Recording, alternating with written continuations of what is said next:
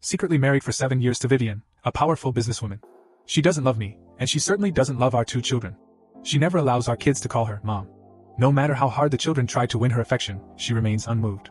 At the school's parent-teacher conference, both children asked me with hopeful faces, "Dad, all the other kids have their moms with them. Can we ask Mom to come too?" To my surprise, the usually cold-hearted woman nodded in agreement. But on the day of the conference, she showed up with her high school sweetheart and his daughter, who had just returned from overseas. "Daddy, why is Mom accompanying other kids instead of us? Does she dislike us that much?" They sobbed. I held them close, my voice trembling with a mix of pain and helplessness. "Mom's true love has come back. Should we leave together? Xander, are you really planning to resign?" I paused what I was doing and looked at my colleague beside me, forcing a strained smile. "Yeah, the kid's mom is alone overseas. It's pretty tough on her, so I need to take the children over to be with her."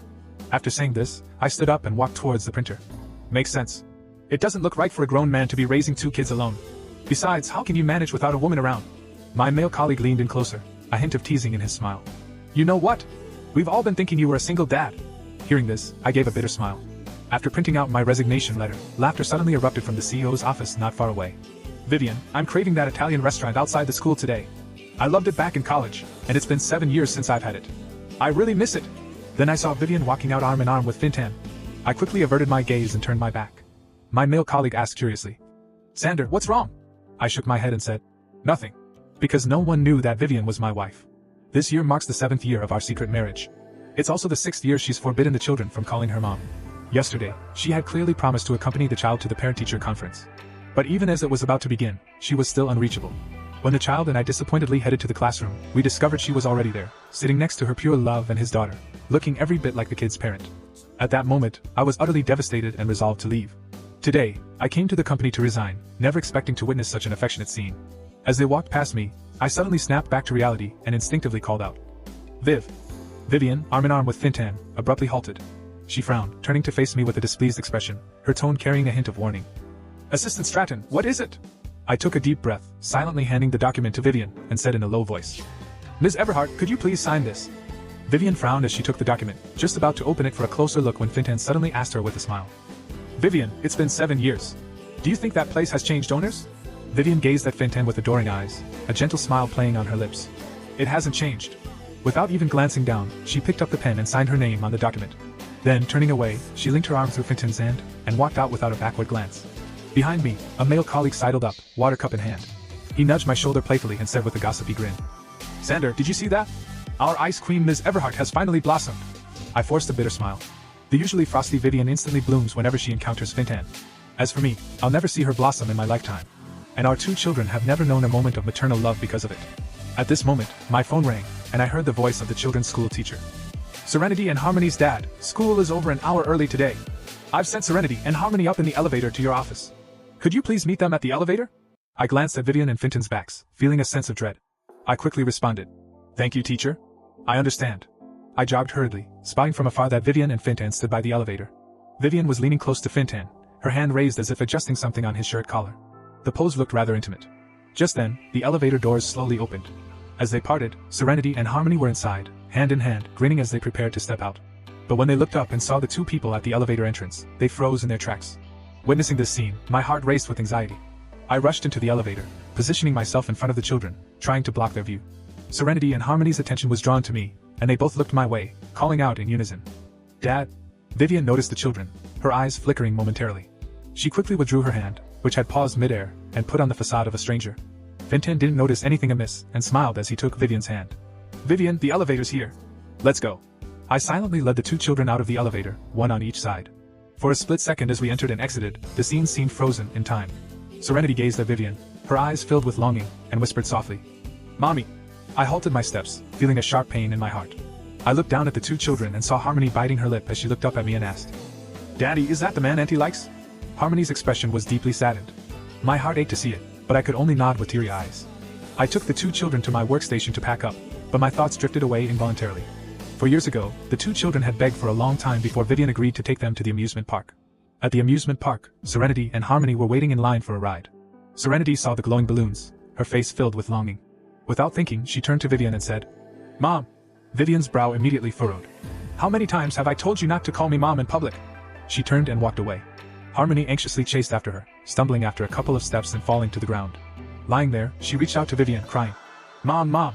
Please don't leave us!" The crowd was too thick, and Vivian quickly disappeared from sight. Harmony lay on the ground, wailing loudly. Serenity crouched beside Harmony, joining in the loud crying. From that day on, Harmony not only learned to call her Auntie, but also became quiet and withdrawn. Returning home, Serenity and Harmony were both silent. My heart ached for them, but I didn't know how to comfort them. Shortly after, Vivian suddenly rushed back home. She rummaged through drawers and cabinets in her room, as if looking for something. I stood nearby, watching her coldly, my heart filled with anger.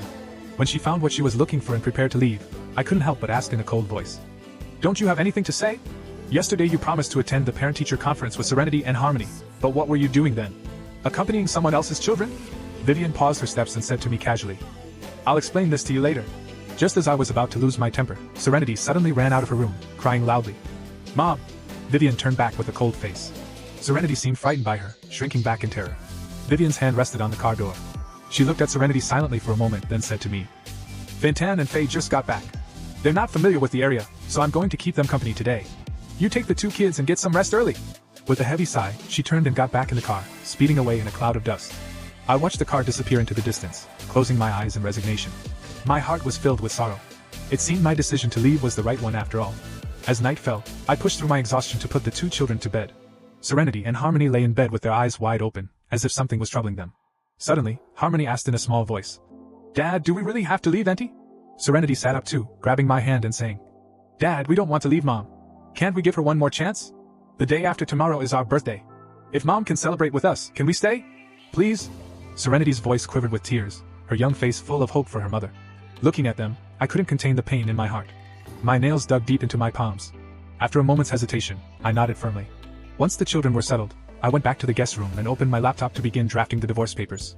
Each keystroke felt like the final punctuation mark on this shattered marriage. I picked up my phone and sent a message to Vivian, who was with Fintan and his daughter. "You upset the kids at yesterday's parent-teacher conference. It's their birthday the day after tomorrow. Can you spend some quality time with them?" After sending the message, I clutched my phone tightly, silently praying she would agree. After a long while, my phone screen lit up. It was a chat notification from Vivian. She had replied with just one word, "Okay." The next day, when the 2 children learned about this, the gloom that had settled after the parent-teacher conference instantly lifted. Their faces beamed with happy smiles. Serenity jumped up excitedly and suggested cheerfully, "Let's bake a cake together tomorrow." All day long, both children were filled with joy, eagerly anticipating their birthday tomorrow. On the morning of my birthday, I brought the 2 kids into the kitchen to make a birthday cake together. The kitchen was filled with laughter and joy. All 3 of our faces were smudged with flour, creating a warm and beautiful scene. Soon, a not-so-pretty cake was adorned with a frosting drawing of a family of 4 holding hands and smiling. Those simple lines were full of the children's longing for the warmth of family. Suddenly, Serenity picked up some red frosting and looked at me with a smile. "Dad, will Mom like the cake we made ourselves?" I froze for a moment, then forced a smile and nodded. She'll definitely love it." Serenity's eyes immediately crinkled into happy crescents as she turned to Harmony and said, "When Mom comes back, let's give her the first slice of cake, okay?" "Okay." Harmony nodded vigorously, then asked with a hint of worry, "But will Auntie really come back to celebrate with us?" I hesitated for a moment. I think she will." Serenity clapped her hands excitedly, and Harmony's lips curved into a small smile. I looked at the 2 children with loving eyes. "Vivian, I hope you won't disappoint the kids this time."